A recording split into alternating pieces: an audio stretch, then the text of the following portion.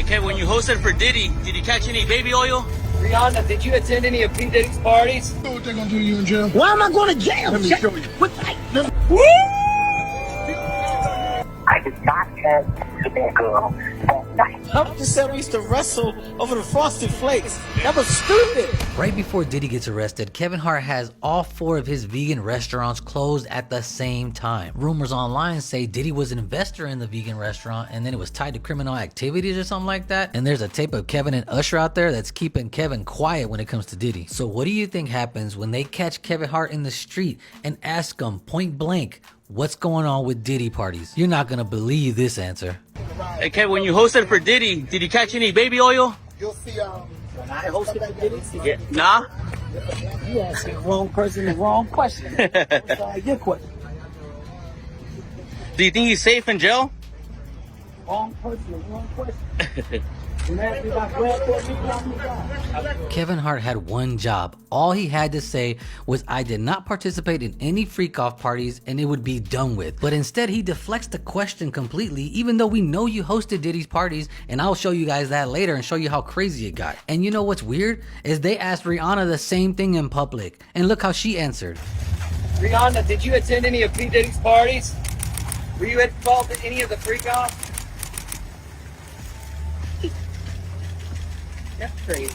I know, that response was ridiculous. All you had to say was, no, I never did it. I never participated in freak-off parties, and she would be left alone. But instead, she deflects just like Kevin. Why is it that these celebrities cannot just come out and say, no, I did not attend, I did not do any of those things, and I do not support Diddy or what he's being charged with? I don't understand why it can't be that simple. It's very confusing. And when it comes to Kevin Hart, he acts like he has no idea why they're asking him this when he has a very close relationship with Diddy and Jay-Z. I'm around a bunch of men that are doing amazing things in their life. Basically, you're writing chapters. Chapters get good, they get better, some get worse. It's your job to complete that book to the best of your ability. My question today is, are you focused on the ending of your book? And if so, how great do you want to make it?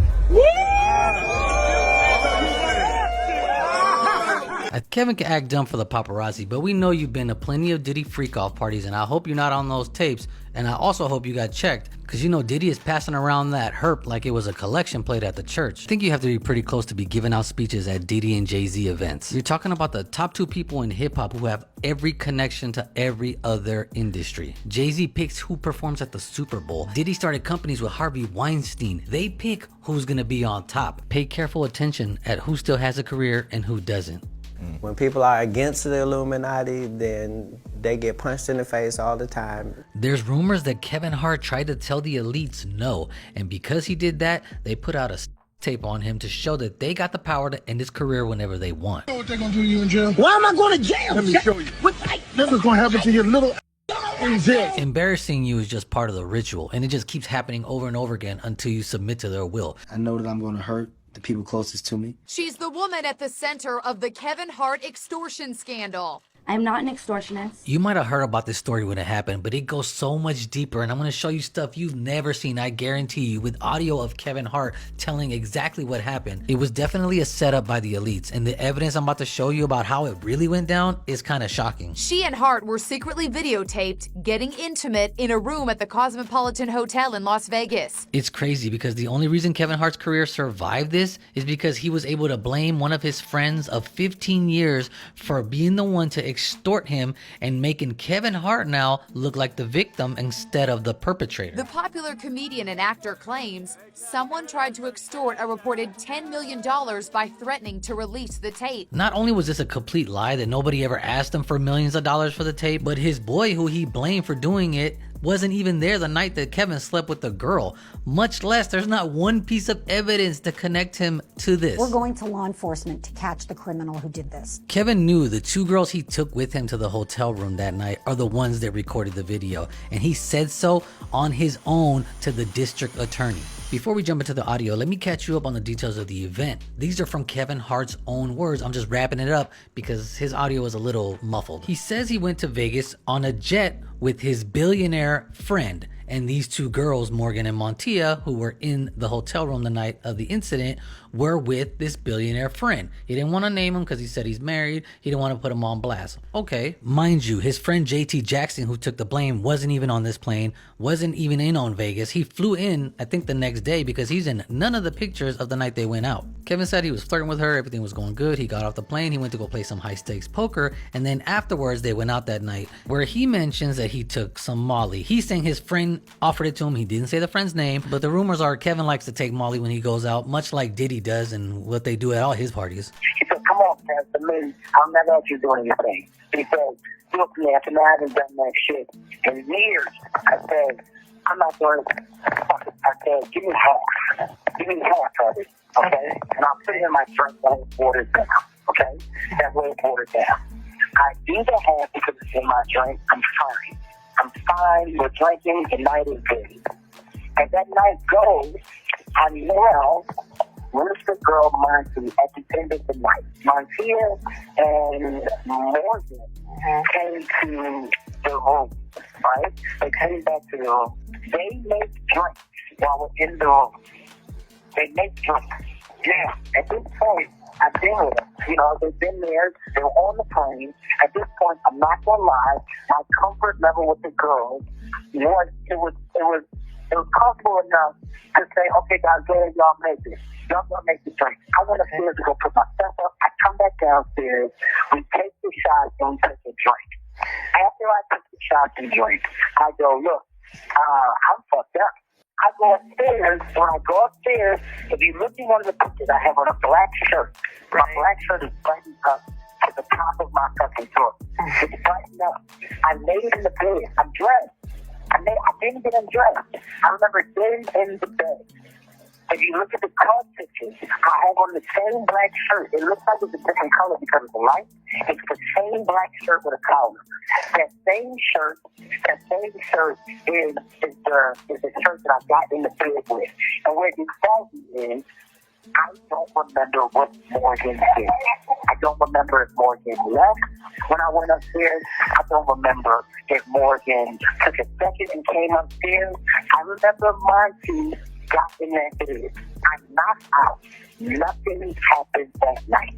I did not have sex with that girl that night. Okay. I had sex with her the following morning. At this point, Kevin goes over how she perfectly set him up in the middle of the bed and she called him over to the exact spot where the camera could see him. And he confirms that only the girls came to his room that night. Nobody else could have did it. Before that, nobody else was in my room. Nobody else was in my room. They were over at the other hotel with my friends. They went to dinner that night with my friends. Nobody else was with me there. Nobody. So there's no way that somebody came in before them and set that room up. There's no possible way. Now, here's the only time that Kevin mentions JT, who he says was in his room the next night after the encounter with the woman. This is the only time that his friends were in his room. That night, they all came to the club Marquee, and they met at my building. Now, at this point in time, my friends are there. My friend Damien, my friend John, myself, my friend JT, were all in the room. They came. We stayed in that room for about, I would say, max 10 minutes. We're downstairs in my feelings before we were leaving out to the club. That's when they took the pictures of me and she was sitting on the couch. The only stuff that was taped was that night, the first night, when we went out and I got the black shirt on and they got the white episode, the girl Montez in every single shot. The only person that could have been there to do that would have had access to all of those things was Morgan.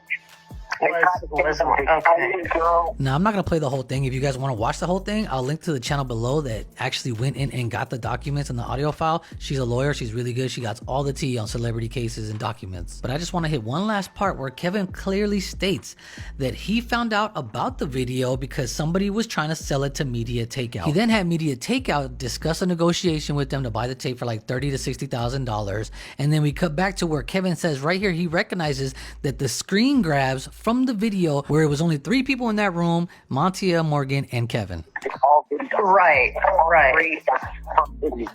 So that makes me believe, you know, there was a camera either attached to a person or in the purse or something else, because it's not like great quality pictures or anything. Right. It's not even great quality video. So this is where I hate to break it to Kevin, but yeah, it was a hidden camera that the were wearing that they used to catch him in the act. And this was all set up through his billionaire friend, that he's the one who brought the girls in the first place. It's not crazy for somebody to wear a button camera, a pin camera, a camera on a pen. The quality might not be great, but you'll still get the video, and you're gonna see some of these are actually coming out in this Diddy case, where some of the workers that he hired were wearing secret cameras. And like I said, if you want more details of the case, you could follow the channel I linked in the description. She's got all the tea on the original case file, and it's sad that not one piece of evidence connected JT Jackson to this case. Kevin Hart's lawyers reach out and call this girl who's on the videotape, and you won't believe what she says when they ask her about this video. If this doesn't mean you're guilty, I don't know what does. So how they got to JT Jackson as being the person who set this up is beyond me. When Savage answered the phone, Brettler, now that's Hart's attorney, identified himself and stated he understood she possessed a video she had been, quote, shopping for a buyer featuring his client. Brettler still had not mentioned Hart's name. Savage claimed she had no knowledge of any video. Brettler asked her if she had visited Las Vegas recently, and Savage said no, not at all. So she denied she was even in frickin' Vegas, allegedly. So Savage then stated she needed to get a lawyer. On September 7th of 2017, Brettler received a call from a man identifying himself as Boncour, Esquire. Boncour said he was recently retained by Savage, a family friend, and had not had any discussions with her regarding the situation at that point in time. Brettler explained to Boncour he would like to resolve the situation by obtaining the video, and his team would be in a position to purchase it. Boncour said he would have to speak with his client. The next day, Boncour advised Savage had no knowledge of the video. On a follow-up call from Boncour, he inquired as to how much Hart's people were willing to pay for the video, like the Hart video. Brettler said he would give somewhere around $35,000, a number lower than what was originally negotiated. Boncour asked, what about $40,000? Can I tell her that? Could someone please explain to me how you go, hey, that's you in the video. Did you do it? No, I didn't do it. How much are you guys gonna pay for it? 30? Would you pay 40 though? What? You just said you didn't do it. Brettler brought up a polygraph in order to confirm her lack of involvement. Brettler received another phone call from Boncour, who advised that Savage would take a polygraph for $120,000. And if she passes it, she wants $300,000. If that doesn't spell out guilty, I don't know what does. The lawyer then breaks down all the messages that were sent to Kevin Hart's wife to track it back down to who is the one who created this account and everything, but nothing leads back to JT Jackson anyway. So if you want to dig through it, hit the link in the description. How I found out was a DM. I don't know who it was. They sent me a video of, an edited video of Kevin. Kevin went on to address this situation on his Netflix show, but my question to you is, knowing everything you know that I just showed you, everything that Kevin knows, and he was there, can you believe Kevin went ahead with this acting job on his show? He should win an Oscar for this performance. He's been charged with 2 felony counts. His name is Jonathan Todd Jackson. He's been Kevin Hart's good friend for the last 15 years. Shit is happening, so I still can't say the person that's suspected is guilty because it still hasn't been determined. So because of that, I still can't even find it in my heart to say that it's the person that they're saying is involved. Over 15 years of friendship. There were times when JT would just pop up and come over. He was at our house on Thanksgiving, 2 days after Kenzo was born. Kevin even managed to get his wife to feel sorry for him for this happening, for your own best friend doing this to you, huh? Believe it. He's like still in shock. I don't know. It's tough to talk about because the same hurt that I caused an individual, and that individual, being my wife, that same level of pain came right back to me. Pretty much this shifted the whole story to the tape to a betrayal of a best friend, and everyone's talking about it in the media and even other comedians, and basically shutting down this guy JT Jackson, who literally didn't do anything. JT Jackson did dirt. Yeah. The type of dirt that put a hit on you for, because it was an extortion move. Now this whole ass is going around acting like he didn't do nothing and was victimized. What's going on with you in this moment as his friend when you see this playing out? I ain't gonna lie, I was disappointed. Still am. I'm gonna be dead ass. Still am disappointed in him. Him and I, we've been friends, since that happened, like a good 15 years strong. Strong. Like homie, you know my character. Yeah, and I was just sat there and I was just like, really? You know what I mean? Like, Like just like that, 15 years. You don't wanna wait for the facts. You don't wanna talk to nobody. You don't wanna. So there was no call to you? Nah. And that was another thing. If you thought that I did something to you, and we're like this, that they're accusing me, your boy, for 15 years, you don't want to sit down and talk to me, brother? You don't want to look me in my eye and be like, he never, ever sat down and called me on the phone to say, yo, we need to talk. I just found that odd. That's 15 years, brother. Come sit down with me. I wanted to talk to him, like, yo, that none of that never happened. To this day, none of that never happened. When Kevin Hart cuts you off, he does not look back, no matter how close you are. Now, you know when Cat Williams said gatekeepers? Yeah. Kevin Hart, I do his podcast. Yes. And we're trying to get our talk show back. Mo, whatever it is, I got you. They was like, oh, this is incredible because when you put Kevin Hart's name on it, you already know what it is. Correct. Endemol says, we just got a call from Kevin Hart's manager, Dave Becky. And Dave Becky said, Kevin doesn't want anything to do with Monique. Then said he would partner with you, executive produce, whatever you need, Mo. Hey, we got you. He said, Mo, that's a miscommunication. And we're going to talk Tuesday. Don't worry about it. I'm telling you right now, it's a miscommunication. That was 2 years ago. If you talk to him, I talk to him. But yeah, man, I was pissed, man. I'm gonna be dead ass. I'm still am. January 23rd on the day of my wife and I's anniversary, they kicking in my door. You know, which was weird to me because if you come do all of that, I'm talking about guns, all of that shit was out, lasers.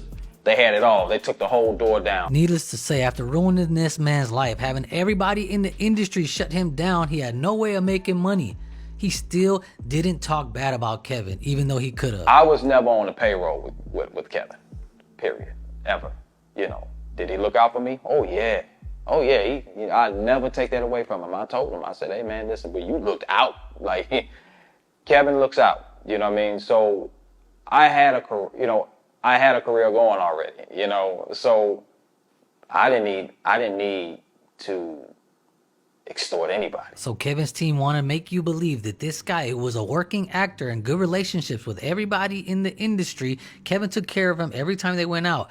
And he did all this to extort Kevin for only $40,000, which is the only number, that's the highest number it went to in all the documents that they found anywhere. There was no millions of dollars that was ever said by anyone anywhere. Needless to say, they dropped all the charges on JT because they had no evidence to begin with. So him and Kevin came to an agreement and said, hey, Kevin, make an apology video, please, saying that I didn't do this, I had nothing to do with this, and it was the wrong guy, and that I'm a good guy, I never did this to you. Kevin did not say what was specified in the confidential agreement, so JT turned around and suing Kevin right now for $12 million. But like, if Kevin just would have said that JT did not do this and he's a good person in the video that he put out, then none of this would even be happening. It's crazy because all the evidence that Kevin's team handed over to the DA to get JT arrested in the first place was all falsified.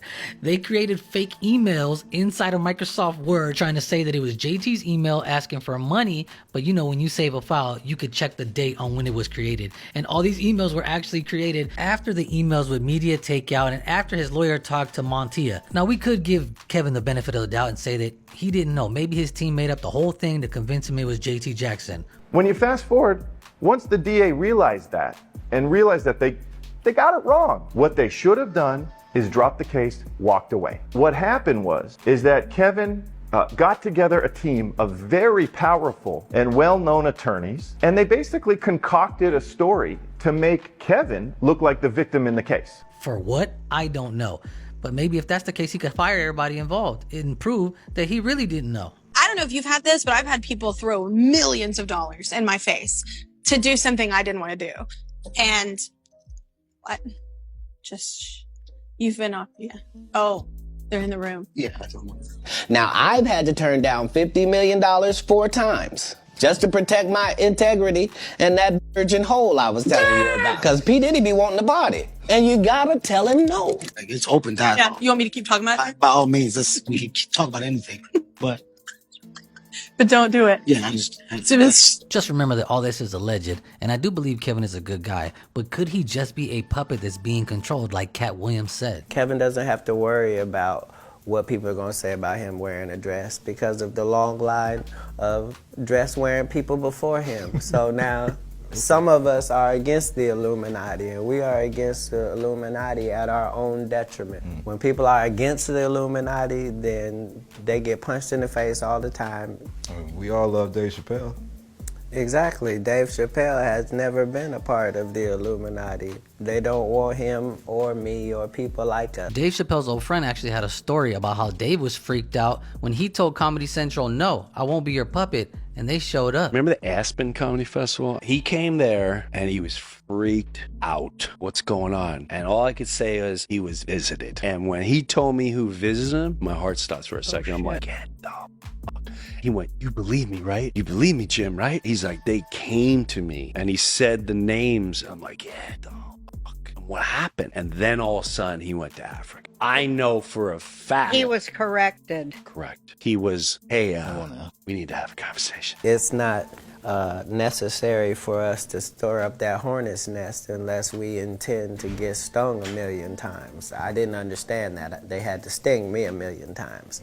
I'm still not going to join. Cat is insinuating that Kevin did whatever they wanted and that's why he got all the parts. And he didn't, and that's why they came after him. And someone else who said that also is Jaguar Wright, who spent time with Cat Williams, and she said the same thing, that the Illuminati was also coming after him, and she witnessed it. Because in 30 years, I've done nothing but collect information, knowledge, and your secrets. He taught me so much in 9 months, but it was when the Illuminati first started coming after him. Cat was still wearing Kevlar to bed. I would get in bed with him at night and he would have Kevlar on in bed. That's what happened. The Flavor Flav roast, the moment that I knew the Snoop Dogg is sold out. That was a hurtful moment. They wanted Cat to humiliate Flav. And I'll never forget watching Cat.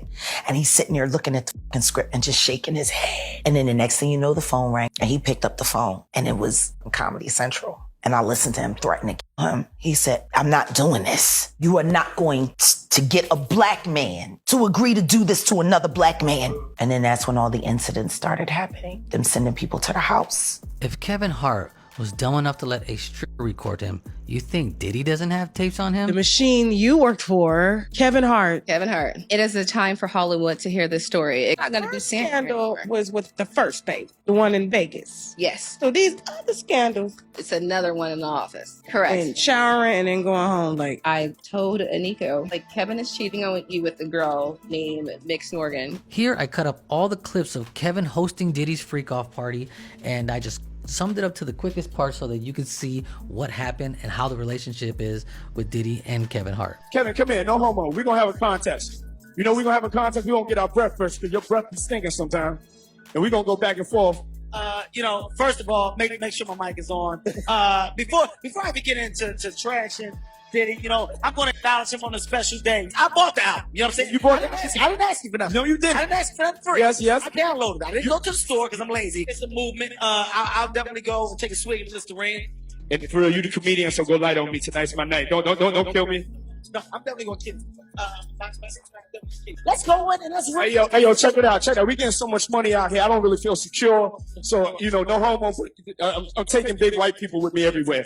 Hey, yo, we getting the party started. Hey, yo, tell them what it's going to be like. I got to talk to Cat. Let's talk to him right now. Listen. As you can see, Coco, so it is, sweetie. Hey, I'm going to take it. No, having Mr. Rain is definitely not good. It's going to take a second. To be good. Bottom line, I'm in the house, okay? So what I'm going to do, I'm going to walk around and I'm going to show y'all the unexclusive. See, in here, he don't want y'all to see it. I'm going to find it. That's what I do. That's what happens when you put a comedian in the room. But right now, look, I'm going to give y'all a second, tour around, figure out what's going on, enjoy the house the same way I am. I'm going to drink this because I done fucked my mouth up with this goddamn Mr. Rings. Cheers to you. Hey, yo, tell them downstairs, just let up girls. Get it, girls. Strike up a conversation or something. I got my bad thing. Let's go, let's work. So security, if you see somebody and they not dancing, they got to go. Period, point blank. Period, point. Ladies, I need y'all to come in. Ladies, security, if they ain't dancing, they gotta go home. If they ain't dancing, they gotta go home. So that's how you make it right here. Check it out. Velosa, ready now. Ready. I don't know if y'all realize this or not. Look, it's a movement, bitch. I'm here, so it's definitely a big Video. Come in. Come over here. Get some camera shine, ladies. Hey, Come on this side. Come on this side. Let's get it popping over here. Areola's in, ladies. Yeah, let's let's- get it tucked in. This is where the party's at, right here. No, this is where it is. Right now, this. I just want to say before I look at you crazy, I love Jesus. I don't know what that allows me to do or not. You know, we got a lot of stars in the building right now. First and foremost, myself. Let's acknowledge that real quick before we get to questions. Shout out to my fad. Me eraser on his Timbs.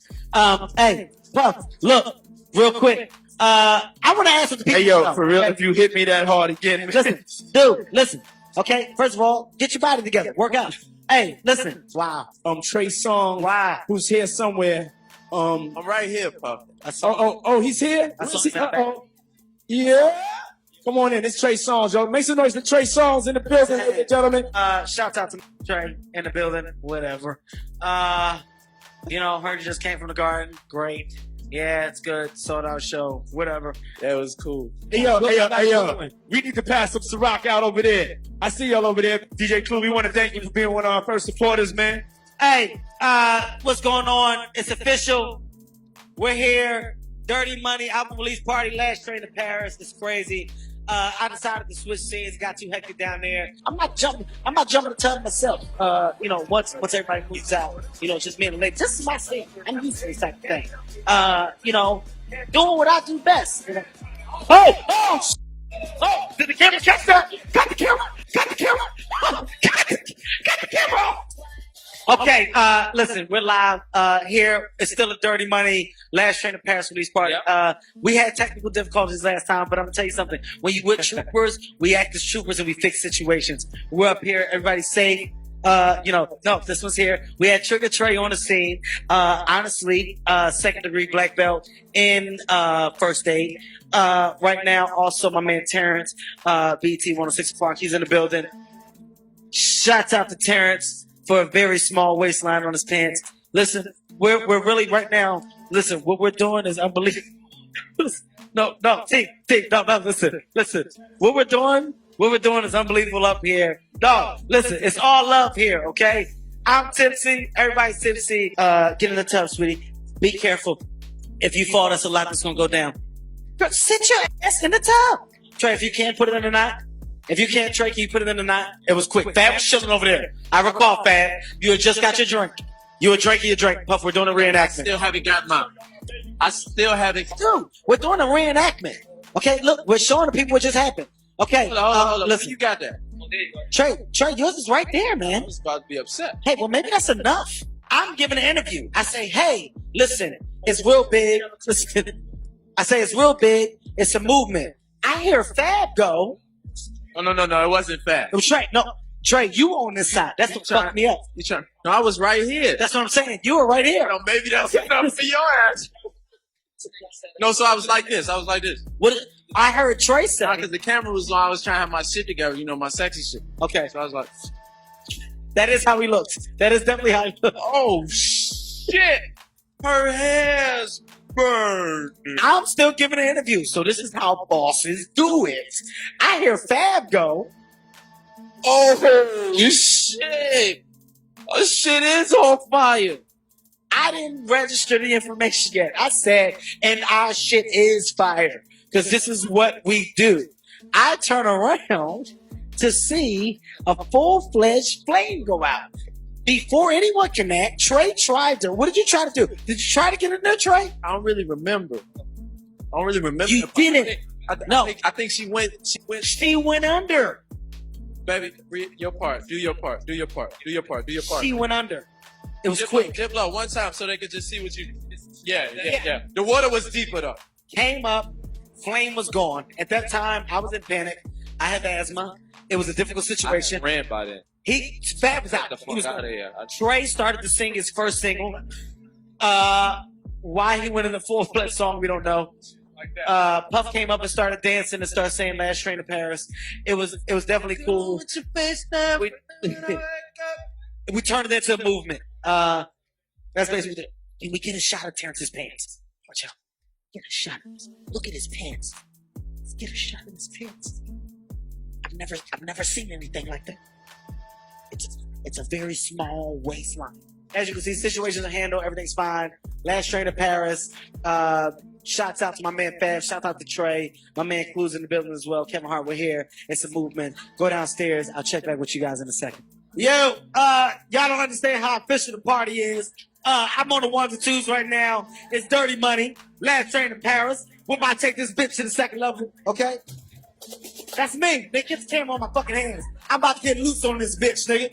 Kevin Hart style, Dirty Money, Last Train to Paris. Yeah, we about to go crazy. We about to fucking go crazy. You got your Twitter album. You ain't got it. Tell your followers to buy the album. And we're about to go crazy.